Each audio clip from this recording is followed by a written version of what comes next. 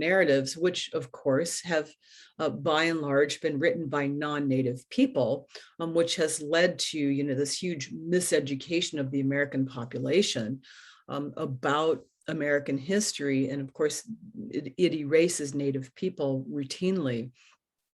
But also, you know, land acknowledgements. If we think about land acknowledgements, I'm referring to that as a history corrective right now, because that's one of the functions that I think land acknowledgements do, is it allows us to have conversations about the ways that history has been wrongly written. What about equity and climate justice and climate change? So you can see, and you know, and then environmental concerns more broadly. So you know, these are ways to think about what equity means beyond, are not confined just to the allocation of resources. But fundamentally, equity is a conversation about justice, right? You know, balancing the historical injustices out. So equity is a mechanism of justice, but it's a very particular type of justice, and it's what we would call a form of distributive justice. And in our justice systems in the US, that's predominantly what our justice system does, is it works within a distributive kind of framework. You know, when you sue somebody for something that they have done wrong to you, ultimately what you're going to get is a financial reward. There's going to be some way that you're going to get a payoff. This is what we call distributive justice.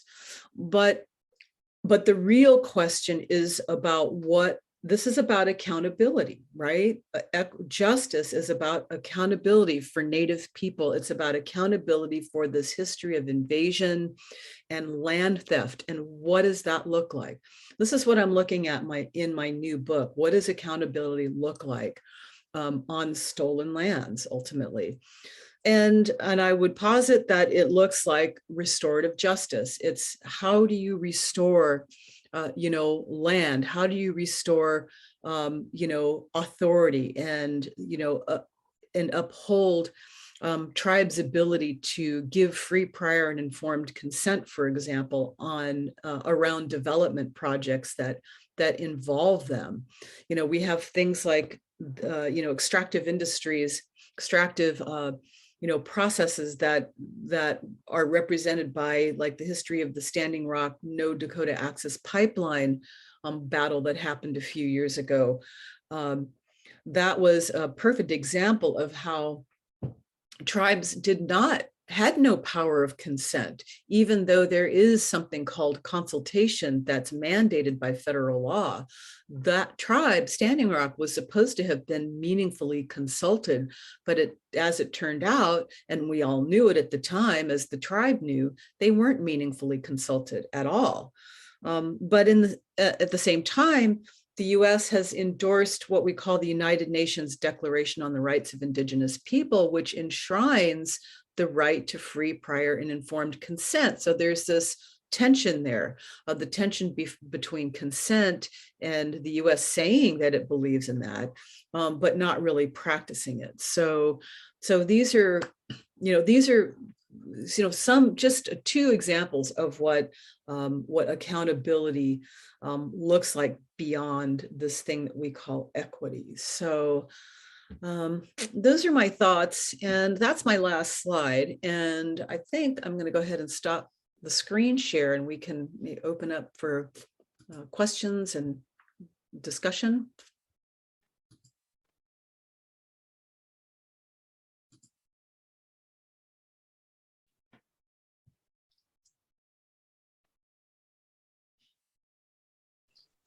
Norlin, you're muted. It looks like you're talking, but you're muted.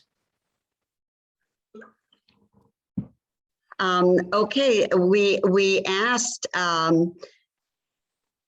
people to put their ideas and their questions on chat. So Dina, with your permission, one person has said that they are wondering if you could speak about land acknowledgements and how you view the movement for schools and other organizations to include them in classes and meetings. Yeah, I think it's it's a really good, it's a step in the right direction, right? It's good. Canada has been doing land acknowledgements for quite a while now, several years, and it's pretty standard in Canada. But, Canadian Indigenous people, have always said that, these things can become rote, they can become just standard, and they can just be pretty words that make Canadians feel good about themselves. But ultimately, if there's no follow-up with action, real restorative justice action, then it's just more like window dressing. Like, what good is it going to do for you to say these things if there's not a move to create, respectful relationships with Indigenous people, and to have these deeper conversations about, accountability, and how do we talk about that? And my personal feeling is that this is the elephant in the living room in the U.S. Like, we can have these conversations about racial justice now, and we even have terms like systemic racism showing up in our popular media. Not that everybody agrees that there is such a thing, but like the fact that, like, after the George Floyd thing happened last year, and some of the things that have happened, this language started showing up in these public spaces where they hadn't showed up before. And so oh my God, I've totally lost my train of thought. I know what I was going to say. So that's like, that was, some progress was made there, but that's if you are reducing it to a racialized analysis.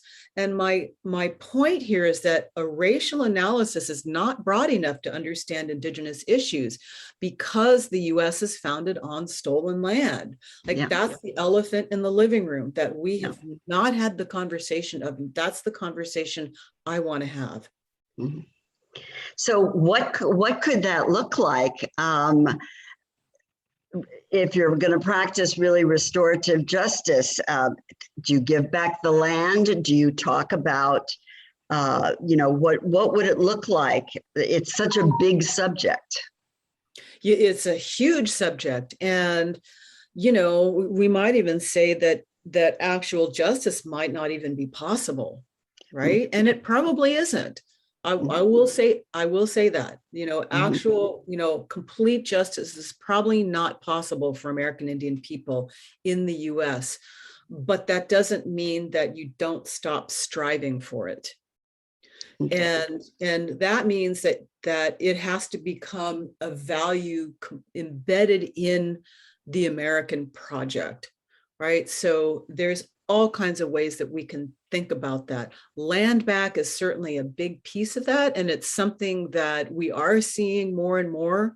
Land is being given back by the federal government and also by private individuals. It's pretty common anymore to see stories in the media about how Native jurisdiction is being restored over land in various areas. So that's one piece. But we also have to address this very problematic legal structure that maintains the doctrine of discovery, which is all about the inferiorizing of Native people. The trust doctrine is highly problematic. But even while it acknowledges the US's responsibility to us, it still has it's a problem that we don't own title to our own lands. And there's all kinds of ways that we can deconstruct the legal system and its problems. So, and then what about political status? If we're talking about sovereignty, that's a whole other subject. The term sovereignty in the US means, in the domestic context, is not the same as what it means in the international context.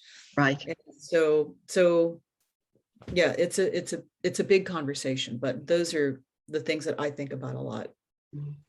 We have a question from one of our participants.